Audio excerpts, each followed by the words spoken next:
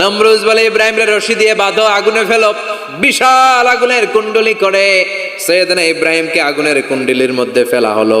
হাতে পায়ে বড় বড় মোটা মোটা রশি দিয়ে বাঁধা সৈয়দনা ইব্রাহিমকে আগুনের কুণ্ডলির মধ্যে ফালায়।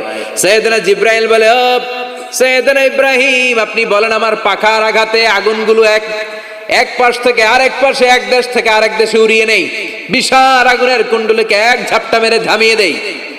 সৈয়দনা ইব্রাহিম বলে, কোনো দরকার নাই, কারণ আগুনের মালিক আমার সাথে আছে। রাডাই, I don't need your help, আমার কোনো সাহায্যের দরকার নাই, কারণ আগুনের যে রব সে আল্লাহ সবকিছু দেখে কি দেখে না। বিশাল বড় মোটা মোটা রশি দিয়ে সৈয়দনা ইব্রাহিমের হাত আর পা বেঁধে আগুনের মধ্যে ফেলে দেয়া হলো। মুহূর্তের মধ্যে আগুনগুলো দাউ দাউ করে জ্বলতে শুরু করলো। হাতের রশিগুলো পায়ের রশিগুলো মুহূর্তের মধ্যে জ্বালিয়ে দেয়। বিশাল বড় বড় তক্তা জ্বালিয়ে দেয়, লাকড়ি জ্বালিয়ে দেয়, কিন্তু সৈয়দনা ইব্রাহিমের একটা পশমও জ্বালায় না।